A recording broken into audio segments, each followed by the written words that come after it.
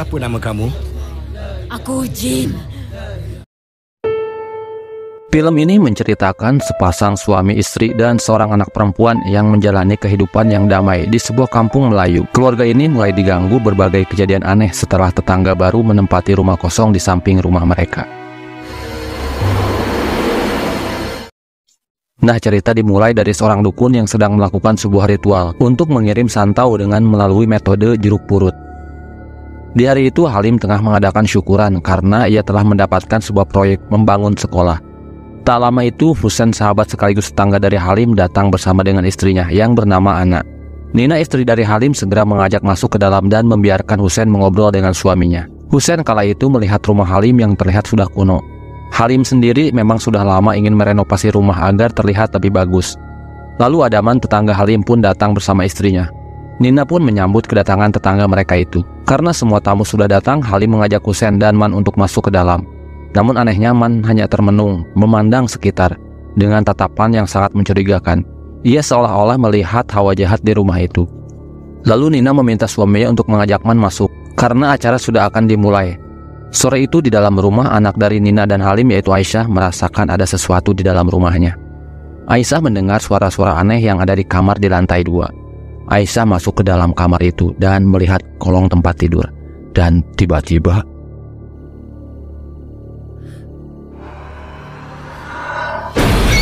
beberapa hari kemudian, pada malam harinya hujan turun dengan sangat lebat. Halim berpamitan kepada istrinya untuk pergi ke kantor. Halim harus menyelesaikan beberapa dokumen karena deadline sudah mepet. Meski kala itu Halim tengah demam, ia tetap memaksakan diri untuk berangkat bekerja. Saat di dalam mobil, sekilas terlihat ada orang, akan tetapi Halim tidak menyadarinya, dan seketika itu orang itu pun menghilang. Sementara itu di sisi lain ada dukun yang kembali mempraktekkan ilmu hitam dengan foto dari Halim. Halim yang sudah sampai di kantornya bergegas menyalakan lampu dan menuju ke ruangannya. Lalu terlihat sekelebat bayangan seseorang melintas di belakangnya. Namun Halim tak memperdulikan hal itu. Baru saja duduk sebentar, Halim merasakan ada yang mengganjal di tenggorokannya. Halim pun mulai membuka dokumen dan ia mulai merasakan ada yang aneh. Namun Halim tak memusingkan hal itu.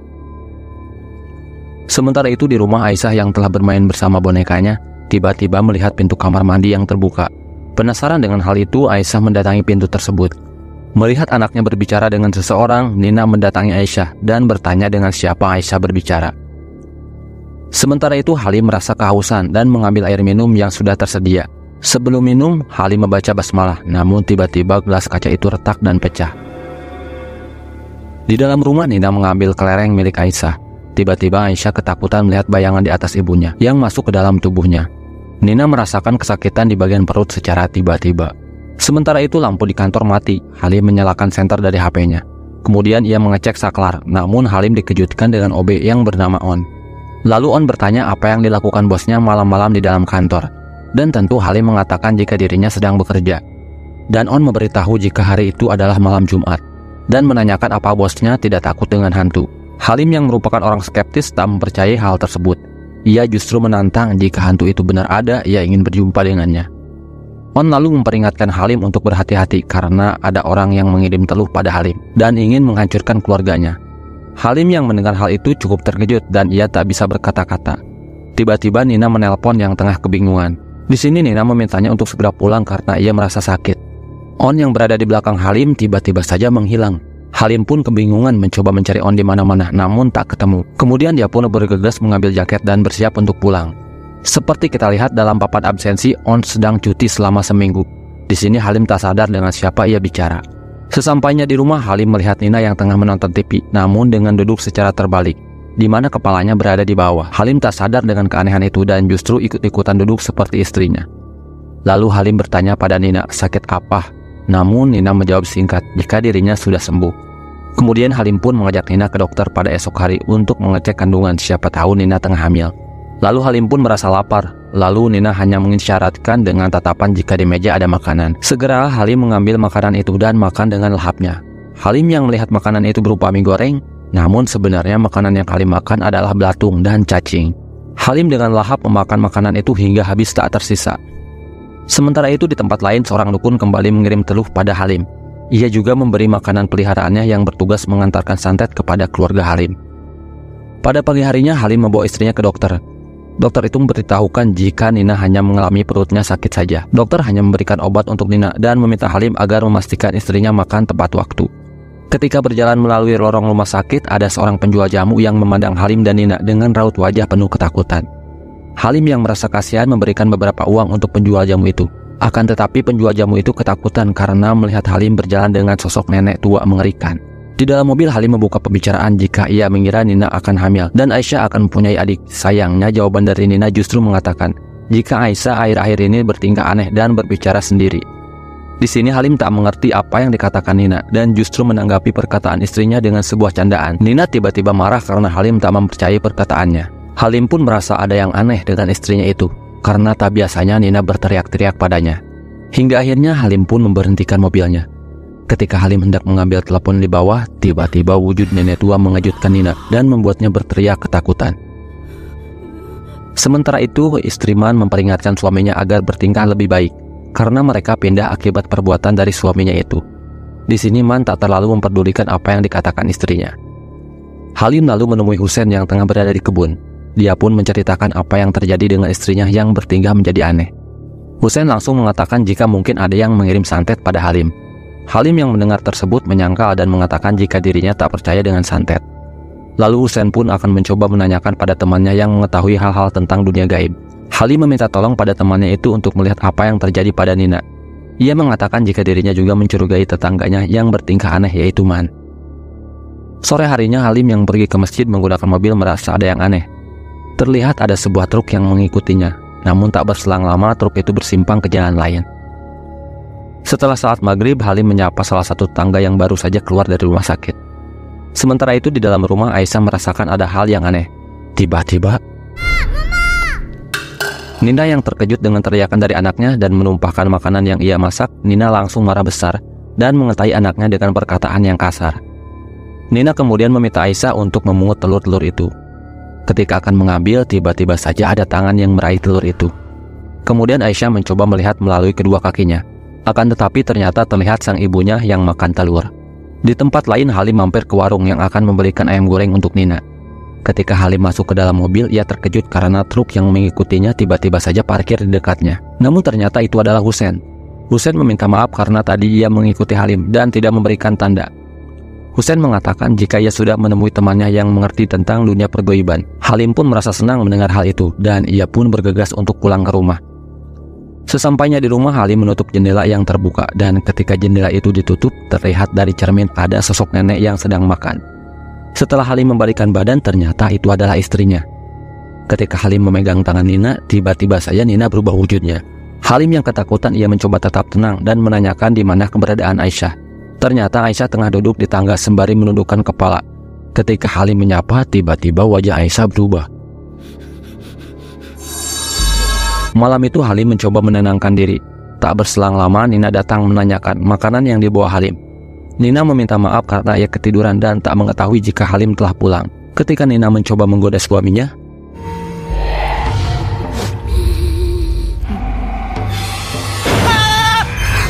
namun untungnya semua itu hanya mimpi. Pada pagi harinya ketika Halim akan berangkat kerja, tak sengaja ia menginjak telur. Namun ketika Aisyah melihat telur itu terlihat sangat busuk, penuh dengan belatung dan berwarna merah.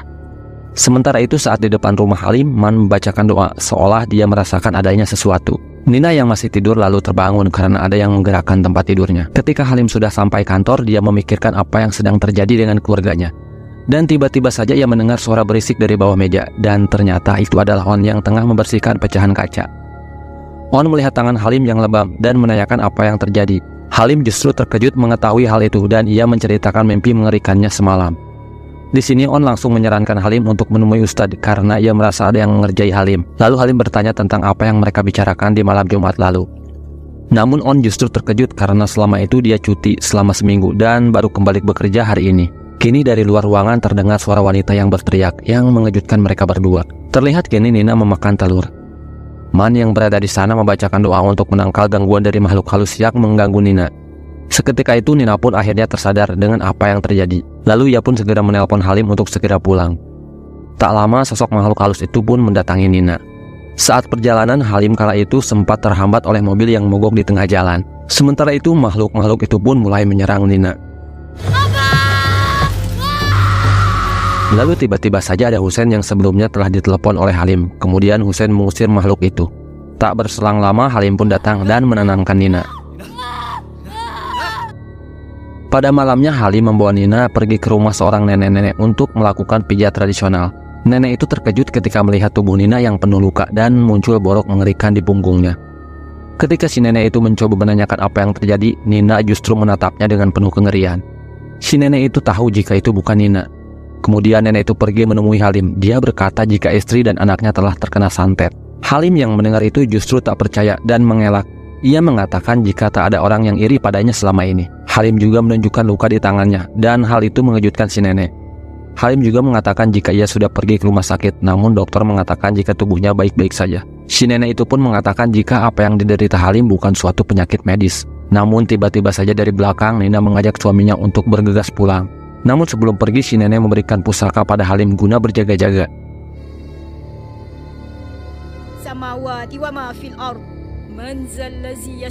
Malam harian Nina kembali diganggu oleh sosok iblis mengerikan.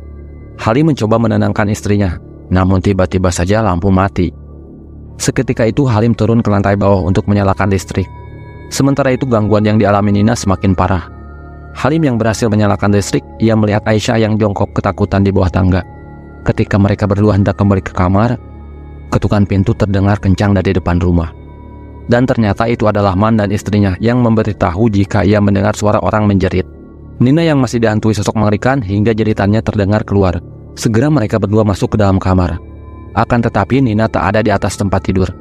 Nina yang sudah kerasukan ia jongkok di atas lemari dengan raut wajah yang mengerikan. Iblis itu tak mudah untuk dikeluarkan.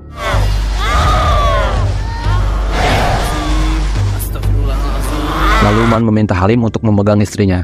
Dan akhirnya Man dan istrinya pun berhasil mengeluarkan iblis dari dalam dirinya. Namun hal mengerikan itu belum selesai. Man membawa Halim dan sekeluarga untuk menemui seseorang untuk menuntaskan urusan yang tengah terjadi. Beberapa saat kemudian Nina kembali tersadar dan langsung berontak. Ia tak ingin pergi berobat dan meminta untuk kembali pulang ke rumah. Lalu Man membacakan doa dan langsung membuat Nina mengamuk. Nina terus memberontak dan meminta untuk pulang. Man meminta sang istri untuk menyetel murotal agar Nina semakin tenang. Namun bukannya Nina tenang, Nina semakin menjadi-jadi hingga menggigit telinga dari Halim. Halim yang kesakitan, ia memukulnya beberapa kali sampai pingsan. Tiba-tiba saja Aisyah melihat sesuatu di atas mobilnya. Sesampainya di tempat tujuan, Nina segera dibaringkan untuk diobati. Setelah tubuhnya ditutupi kain, Nina langsung dibacakan mantra. Tiba-tiba sosok iblis dalam tubuh Nina muncul dan terjadilah pertarungan.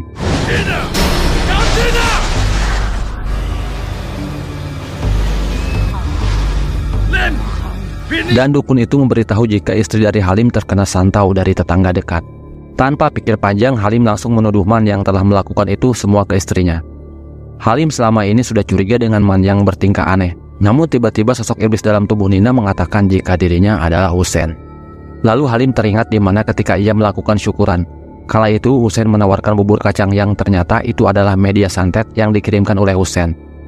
Namun sayangnya bubur kacang hijau itu justru dimakan oleh Nina. Hingga akhirnya Ninalah yang terkena santet dari Husain. Husain yang mengetahui jika santetnya telah diganggu, lalu ia merapatkan mantra untuk melawan dukun itu. Dua sosok iblis pun mengganggu dukun itu hingga akhirnya dukun itu pun babak belur. Kemudian ia meminta Halim untuk membawa istrinya ke rumah Pak Ustadz, karena santet itu bukan lawannya. Lalu mereka segera berlari hingga tiba-tiba Nina yang berada di gendongan Halim terjatuh dengan sendirinya. Ketika Halim hendak mengangkat Nina, tubuhnya tak bisa digerakkan. Man segera membacakan doa untuk menghalau iblis itu. Setelah iblis itu pergi, Halim bergegas membawa istrinya masuk ke dalam rumah Pak Ustadz. Pak Ustadz meminta Halim untuk tenang, dan setelah istrinya diletakkan, Pak Ustadz dan para muridnya mulai membacakan doa untuk mengusir sosok makhluk tersebut yang berada di dalam tubuh Nina.